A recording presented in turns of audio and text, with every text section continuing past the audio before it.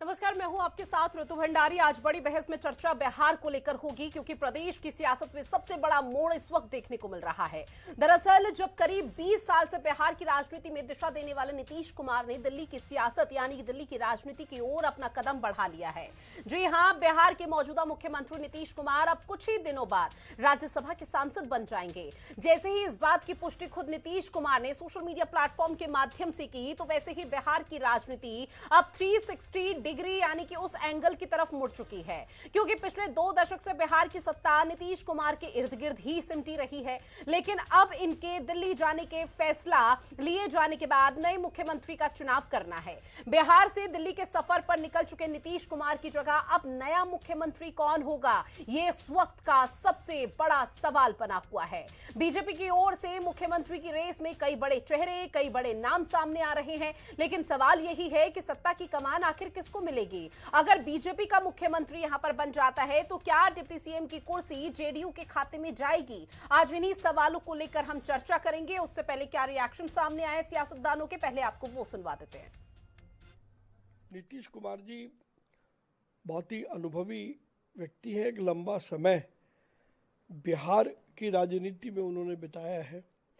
अब एक बार फिर वो दोबारा केंद्र में आ रहे हैं, तो निश्चित रूप से नीतीश कुमार जी के अनुभव का लाभ राष्ट्रीय राजनीति को भी मिलेगा। मैं उनके डिसीजन को बहुत उसके लिए मैं उन्हें शुभकामना देता हूं। और मुझे लग रहा है कि आदरणीय नरेंद्र भाई के प्रधानमंत्री के कंधे को मजबूत करने के लिए शायद एक पहलू ये भी होगा उनके डिसीजन में। तो एक अच्छा आप कह सकते हैं कि काफी अनुभवी लोग हैं, सरकार में भी और संगठन चलाने वाले लोग रहे हैं। नीतीश कुमार जी ने जो उन्होंने बरसों तक बिहार को नेतृत्व दिया, अपनी सुशासन की बातें और सुशासन की योजनाएं बिहार में महिलाओं के जो एम्पावरमेंट की जो उन्होंने एक स्तंभ बिहार में रखा है, उसको आगे ले जाने का काम बिहार की सरकार वैसे ही करती जाएगी। और नीतीश कुमार जी का ज्ञान, ध्यान और विजन बिहार की सरकार को मिलता रहेगा।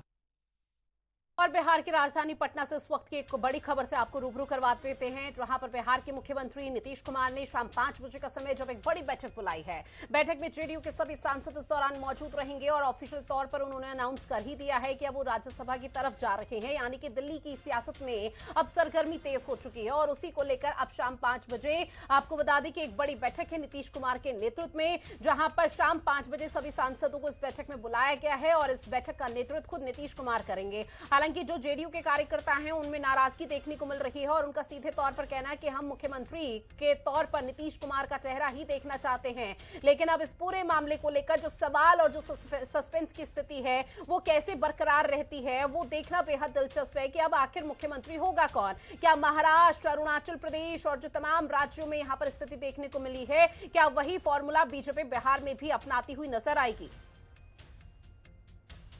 जो भी लोग भारतीय जनता पार्टी के साथ गए, जो भी व्यक्ति, चाहे वो छोटे पद पे रहे हों चाहे बड़े पद पे रहे हों, हर व्यक्ति वहाँ पर निश्चित तौर से आप देख सकते हैं कि वो ख़त्म हो गया, उसकी राजनीति ख़त्म इन्होंने कर दी या उसको पूरी तरीके से किनारे कर दिया। नीतीश कुमार जी का युग ख़त्म हो गया और निश्चित तौर से अब भारतीय जनता पार्टी ने पूरी तरीके से आज वहाँ पर जेडीयू को समाप्त कर दिया। सीधे सीधे कब्जा नहीं कर पाए बीजेपी, तो उन्होंने एक और रास्ता अपनाया है कि वो कैसे कब्जा करेंगे, कैसे बिहार को अपने चुंगल में लेंगे। क्योंकि जब तक वहाँ पर एक मिलीजुली सरकार थी, नीतीश जी वहाँ के मुख्यमंत्री थे, तो वहाँ की व्यवस्था में बीजेपी का हस्तक्षेप शायद उतना नहीं हो पाता था जितना वो चाहते हैं। चीफ मिनिस्टरशिप बहुत बड़ी पोस्ट होती है, राज्यसभा की मेंबरशिप उसके सामने कुछ भी नहीं है। लेकिन वो किन परिस्थितियों में, किस दबाव में, किस प्रेशर में उनसे वहां का चीफ मिनिस्टरशिप का इस्तीफा दिलवाकर और राज्यसभा भेजेंगे।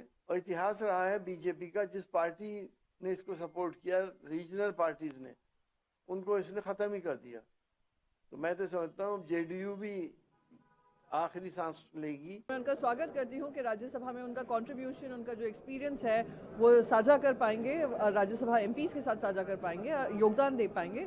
पर जो भारतीय जनता पार्टी की सोच और समझ के चलते उनको वहां से हटाया गया है, वो उन वोटर्स के अधिकारों का हनन है जिन्होंने चुनकर उनको मुख्यमंत्री बनाया था, और आज उनके खिलाफ ये काम हो रहा है। वोट आप कहीं भी करें, पर आएगा तो भारतीय जनता पार्टी का ही मुख्यमंत्री, ऐसा माहौल बना दिया गया है।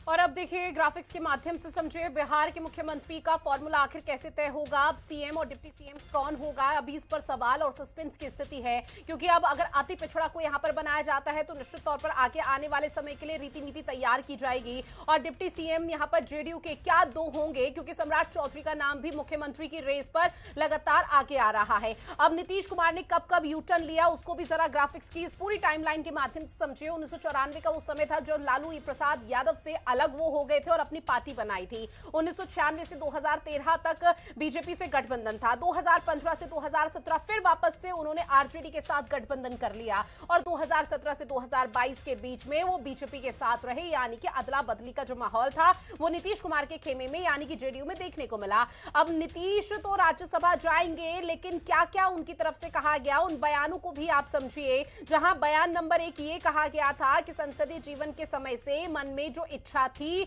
उसको अब पूरा किया जा रहा है। और ऐसे में जो नीतीश कुमार की तरफ से कहा गया वो ये था कि बिहार विधानमंडल के साथ दोनों सदन का मैं सदस्य हूं, जहां इस बार राज्यसभा का सदस्य बनना चाह रहा हूं, ये उनकी इच्छा है। नई सरकार को वो सहयोग और मार्गदर्शन हमेशा से करते रहेंगे। तो ये सोशल मीडिया प्लेटफॉर्म के माध्यम से कल नीतीश कुमार ने पोस्ट किया था, ऑफिशियल जानकारी दी थी। जब तक कल लगातार अटकलें लगाई जा रही थी कि अब आखिर बिहार का मुख्यमंत्री कौन होगा, लेकिन उससे पहले कयास ये लगाए जा रहे थे कि क्या वाकई में अब दिल्ली की सियासत में वो कदम रखने जा रहे हैं। और हमारे साथ खास पैनल जुड़ा हुआ है प्रोफेसर के त्रिपाठी जी, जो कि जेडीयू के प्रवक्ता है। भूपेंद्र यादव जी हमारे साथ जुड़े हुए हैं, बीजेपी के प्रवक्ता है। साथ ही जैन जिज्ञासु आरजेडी के प्रवक्ता हमारे साथ जुड़ेंगे अब से कुछ ही देर बाद। आलोक पांडे जी राजनीतिक विश्लेषक हमारे साथ जुड़े हुए हैं। सबसे पहले तो आप सभी का स्वागत करती हूँ। आलोक पांडे जी, शुरुआत आप ही के साथ सर, और समझने की यही कोशिश रहेगी आखिर बिहार में जो नीतीश कुमार की वजह से बाहर थी, अब क्या वो बाहर वापस आ पाएगी, क्योंकि ये कहा जा रहा है कि एक युग का खात्मा हो चुका है। बिल्कुल, नीतीश कुमार एक युग की तरह है और बिहार जैसी राजनीति में जहां यूपी बिहार में जहां 5 साल तक एक मुख्यमंत्री को अपना पूरा टेन्योर पूरा करने में दिक्कत होती है, नीतीश कुमार 20 साल तक रहे। उनको भी 10 बार शपथ लेनी पड़ी बिहार की पॉलिटिक्स में, 10 बार शपथ लिया, 20 साल तक वो मुख्यमंत्री रहे। तो एक इतिहास का तो खात्मा है। लेकिन अब ये प्रश्न बाद में उठता है कि नीतीश कुमार ने ऐसा किया किसके दबाव में। मुझे लगता है नीतीश कुमार जितना मैं नीतीश कुमार को जानता है, वो किसी के दबाव में कोई काम नहीं करते। अब ये जरूर है कि उनकी एक उम्र हो चुकी है और 75 साल के बाद रिटायरमेंट है, अपना राज्यसभा जाएंगे, हो सकता है कल को आप केंद्र में मिनिस्टर भी बन सकते हैं। लेकिन बिहार से राज्य में जहां अभी एक बहुत सख्त की जरूरत है, बहुत डायनेमिक एक मुख्यमंत्री की जरूरत है, नीतीश कुमार जी की एज और उनका स्वास्थ्य उनका साथ नहीं दे रहा। तो एक प्रमुख कारण तो यही है। और दूसरा, नीतीश कुमार को बीजेपी ने क्योंकि 42 सीटों में भी मुख्यमंत्री बनाया था, तो ये भी एक दबाव बीजेपी ने बनाया जरूर होगा कि साहब आपके 42 थी तब भी हमने आपको बनाया, अब हमारे पास अभी भी ज्यादा सीटें हैं और हमें भी मुख्यमंत्री बनाना। बीजेपी को अपना मुख्यमंत्री भी तो बिहार में बनाना, उसके लिए बहुत शर्म की बात थी कि लगातार वो कई बार से नंबर 1 पार्टी रह रही है, लेकिन फिर भी उसका मुख्यमंत्री नहीं है। तो मुझे लगता है कि सर नीतीश कुमार अपने बेटे को भी एस्टेब्लिश करना चाहते होंगे, तो वो डिप्टी सीएम के रूप में आ सकते हैं, उनकी भी एक पारी हो सकती है। तो ये 2-3 कारण प्रमुख लग रहे हैं, जिसमें नीतीश कुमार का स्वास्थ्य, भारतीय जनता पार्टी का लगातार 2 से 3 बार से सबसे बड़ी पार्टी बनना, तीसरा उनके बेटे को भी कहीं न कहीं पर पॉलिटिकली सेटल करना। तो ये 2-3 कारण मुझे लगता है ऐसे हैं जिसने नीतीश कुमार को मोटिवेट किया होगा कि वो राज्यसभा भी जाए। और मैं तो कई बार चैनलों में कह रहा हूँ कि क्या अगला रेल मंत्री भी देश को नया मिलने वाला है, क्योंकि बिहार के नेताओं को और रेल मंत्रालय बहुत पसंद है। तो क्या केंद्र सरकार में भी हमें देखने को मिलेगा कि नीतीश कुमार राज्यसभा जाके मार्गदर्शक मंडल में होंगे, मार्गदर्शन ही देंगे? निश्चित तौर पे सर आपकी बात से मैं पूरी तरह से सहमत। ये तो खैर आने वाला वक्त ही बताएगा कि आगे नीतीश कुमार की राही किस तरह से आसान और यहाँ पर बीजेपी की तरफ से या एनडीए की तरफ से की जाएगी। लेकिन उससे पहले सवाल तो यही बना हुआ है कि आखिर बिहार का वो मुख्यमंत्री चेहरा कौन होगा जो बिहार की सत्ता पर अब काबिज होने जा रहा है। जेडीयू के प्रवक्ता भी हमारे साथ जुड़ चुके हैं, प्रोफेसर के त्रिपाठी जी, बहुत स्वागत करती हूँ सर आपका। और ऐसे में आपसे समझने की कोशिश सर कि आप खुश हैं नीतीश कुमार अब मुख्यमंत्री नहीं रहेंगे, वो दिल्ली की सियासत में जा रहे हैं?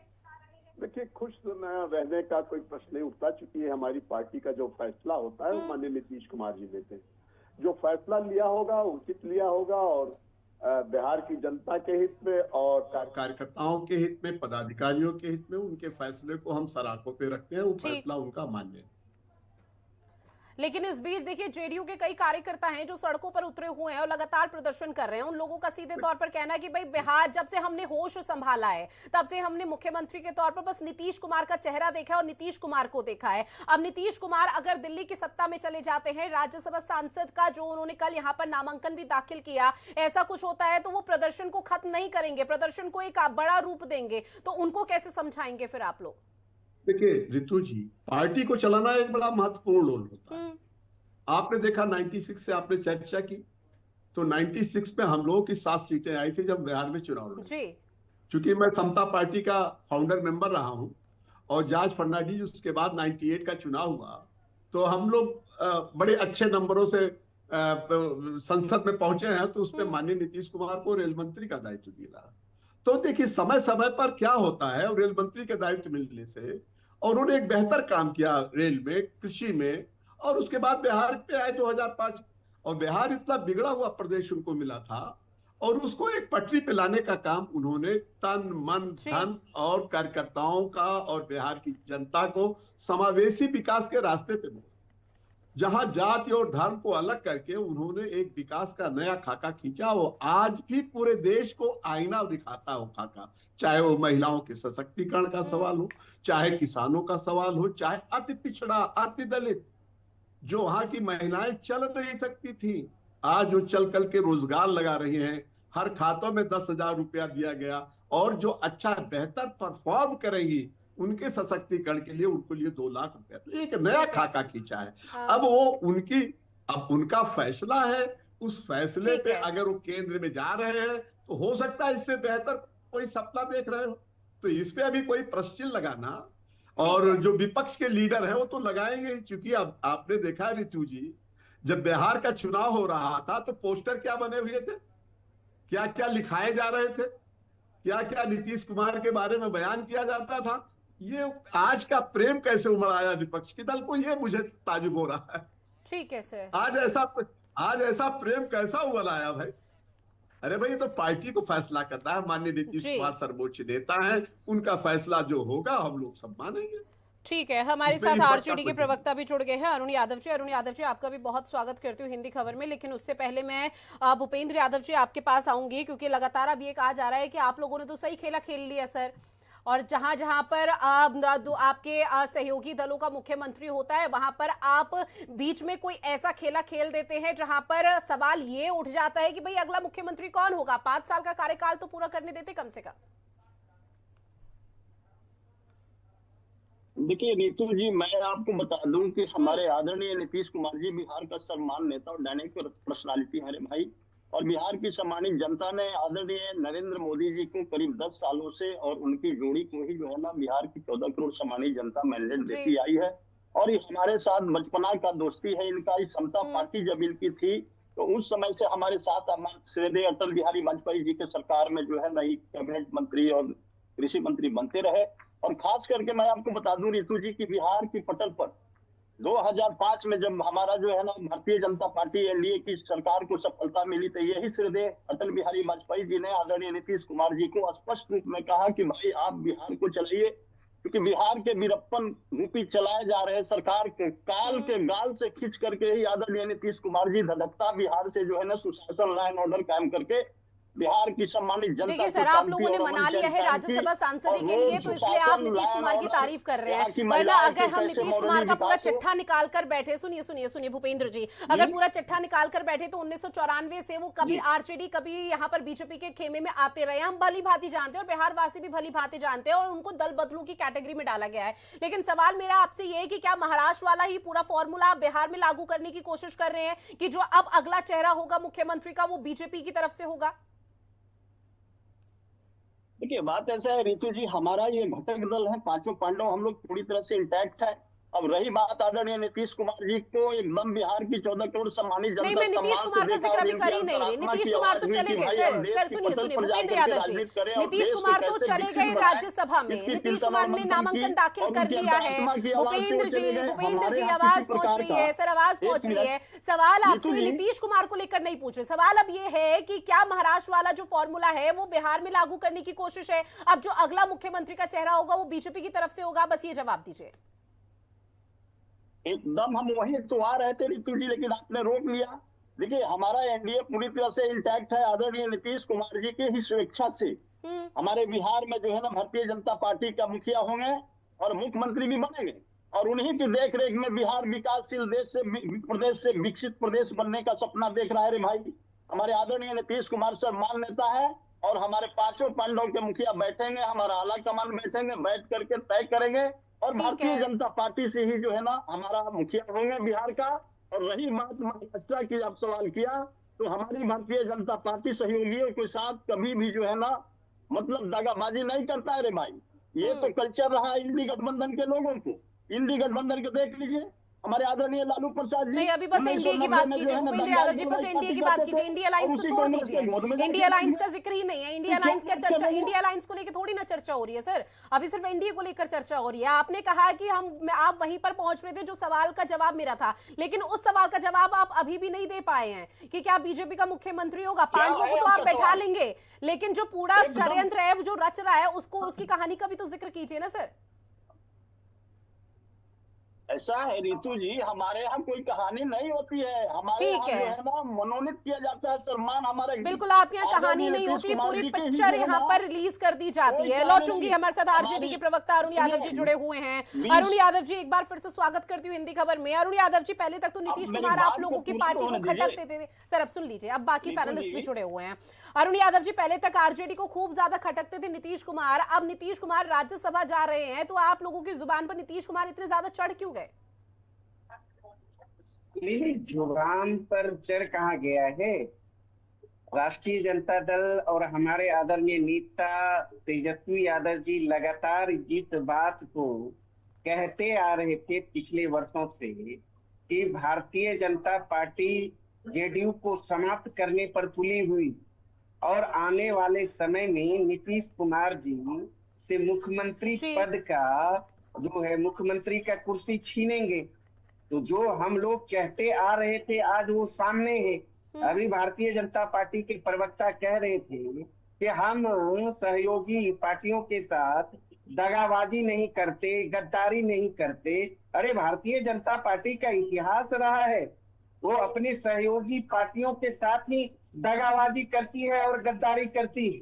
कई एग्जाम्पल है, चाहे उड़ीसा की बात कर लें, चाहे महाराष्ट्र की बात कर लें, चाहे बीजू पटनायक साहब के साथ जो गद्दारी इन्होंने किया जगजाहिर है, सिंधे के साथ गद्दारी किया जगजाहिर है, बाल ठाकरे साहब के साथ गद्दारी किया जगजाहिर है, जयललिता जी के साथ गद्दारी इन्होंने किया जगजाहिर है, चाहे चौटाला साहब के साथ गद्दारी किया जगजाहिर है। अब नीतीश कुमार जी के साथ नहीं किया कि सुन लीजिए भूपेंद्र यादव जी, सुन लीजिए सर, बीच में नहीं, सुन लीजिए भूपेंद्र यादव जी। बेचैन मत होइए, थोड़ा सा सुन लीजिए। ऋतु जी साइलेंट करिए, इन लोगों में यही। भूपेंद्र यादव जी, ऑडियो म्यूट करवाना पड़ेगा सर, सुन लीजिए एक बार। आरजेडी का आपने अपना परसेप्शन रखा, आप बाकियों को तो सुनिए। अरुण यादव जी जल्दी से अपनी बात सुनना ही नहीं चाहते। ऋतु जी, आप अच्छी तरह जानते हैं, पूरा देश इस बात को जानता है कि नीतीश कुमार जी कभी भी किसी भी कीमत पर मुख्यमंत्री की कुर्सी के साथ समझौता करने वाले व्यक्ति नहीं थे। अच्छा अरुण यादव जी, मुझे एक छोटा सा सवाल का जवाब और बताइए। अरुण यादव जी, अभी आरजेडी में खुशी की लहर है कि नीतीश कुमार राज्यसभा जा चुके हैं, अब वो बिहार के मुख्यमंत्री नहीं रहेंगे, या फिर ये कंसर्न लेवल आरजेडी का झलक रहा है कि अब बिहार के मुख्यमंत्री नीतीश कुमार नहीं रहेंगे और बीजेपी का मुख्यमंत्री रहेगा? क्या है ये? नहीं, देखिए, लगातार राष्ट्रीय जनता दल, हमारे आदरणीय नेता तेजस्वी यादव जी, आदरणीय नेता लालू प्रसाद यादव जी सांप्रदायिक शक्तियों को कुचलने के लिए हर कुर्बानी बिहार की धरती पर देने का काम उन्होंने किया, जिसके कारण आज देख रहे हैं कई तरह का प्रताड़ना झेल रहे हमारे आदरणीय नेता। और जिस फन को लगातार हमारे नेता तेजस्वी यादव जी, राष्ट्रीय जनता दल, लालू प्रसाद यादव जी कुचलते आ रहे थे, कुचलने का काम किया। आज वो संघ सत्ता की ओर जो है अग्रसर है, मुख्यमंत्री की कुर्सी पर अग्रसर है, और इसका श्रेय कहीं न कहीं नीतीश कुमार जी को पूरी तरह जाता है। वो समाजवादी नेता के श्रेणी में रहे हैं और कभी भी वो भारतीय जनता पार्टी को मुख्यमंत्री की कुर्सी यूं देने वाले में से नहीं थे। ठीक है। अगर आज मुख्यमंत्री पद को लेकर समझौता कर रहे हैं तो क्या मजबूरी है, किस तरह की मजबूरी है, सबसे बड़ा ये सवाल है। और इस प्रकरण को लेकर बिहार की जनता पूरी तरह आहत है, कहने की जरूरत नहीं है। अब तो सारा का सारा जो है सब कुछ है भाजपा के पाले में है, गेंद पाले में है। इस पर तो हम यही कह सकते हैं, एक गाना याद आता है लता मंगेशकर का, और भाजपा यही अब कह रहे हैं नीतीश जी को, मार दिया जाए कि छोड़ दिया जाए, बोल तेरे साथ क्या सुलूक किया जाए, जान दिया जाए कि जहर दिया जाए, बोल तेरे साथ क्या सुलूक किया जाए। ठीक है आलोक पांडे जी, आपके पास आते हुए, क्योंकि देखिए एक बार मैं उसी बात को रिपीट करूंगी सर। ठीक है पीसीआर प्लीज सभी को ऑडियो म्यूट कर दीजिएगा। आलोक पांडे जी आपके पास आते हुए सर, और एक बार उसी बात को रिपीट करते हुए, क्योंकि बिहार के लोगों ने जब से होश संभाला है सिर्फ मुख्यमंत्री के चेहरे पर और मुख्यमंत्री की कुर्सी पर सिर्फ नीतीश कुमार को देखा है। अब वो लोग खुद भी एक्सेप्ट करने के लिए तैयार नहीं है कि कोई दूसरा चेहरा मुख्यमंत्री के तौर पर आएगा। तो ऐसे में सर क्या आरजेडी के लिए ये जो भविष्यवाणी जिसका जिक्र आरजेडी के प्रवक्ता कर रहे हैं, ये उनके लिए आगे आने वाले समय में जो चुनाव होंगे वो एक अच्छी पहल के तौर पर देखने को मिल सकता है, यानी कि बहुत बड़ा फायदा होगा आरजेडी को? अब ये तो बिहार के चुनाव के समय पता चलेगा, लेकिन भारतीय जनता पार्टी बहुत प्रिपरेशन के साथ आती है। आरजेडी को बहुत तैयारी करनी पड़ेगी। नीतीश कुमार का चेहरा 2 दशक से रहा, और आरजेडी जिस तरह उन पर चुनाव के 6 महीने पहले हमला किया था, उसी का सिंपैथी वोट फिर उनको भी और ज्यादा मिला। नीतीश कुमार की कितनी बुराई हुई है उनके स्वास्थ्य को लेकर के, उनके और बहुत सारी चीजों को लेकर के, और कहते हैं उस सिंपैथी वोट तो आरजेडी ने नीतीश कुमार के खिलाफ क्रिएट किया था। तो एक चेहरे से बिहार थका भी, ठीक है। जेडीयू के लोगों को लगता है कि भाई हमारा 20 साल से मुख्यमंत्री है और वो मुख्यमंत्री बदलेगा तो उनके कार्यकर्ताओं को क्षोभ होगी, क्योंकि बीजेपी द्वितीय दर्जे की पार्टी हमेशा सेकंड छोटे भाई के रूप में रहती थी। अब अगर बीजेपी का मुख्यमंत्री होता है तो जेडीयू के कार्यकर्ताओं को तो लगेगा कि हमारा मुख्यमंत्री था, बीजेपी का बनेगा, अब हमें छोटा भाई बनने पड़ेगा। तो ये लड़ाई तो रहेगी, लेकिन लड़ाई अब और बड़ी होगी। बिहार में बीजेपी वर्सेस अब आरजेडी होगा।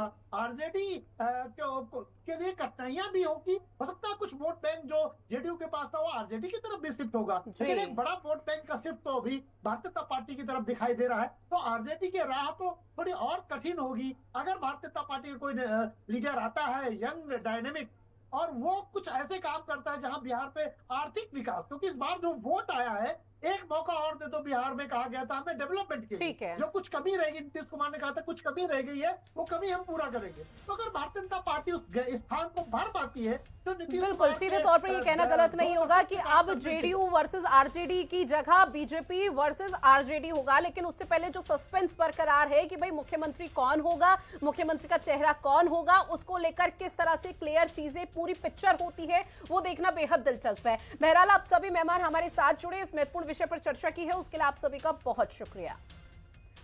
और खास पेशकश में इतना ही। देश और दुनिया की बड़ी खबरों के साथ आप बने रहिएगा हिंदी खबर के साथ। नमस्कार।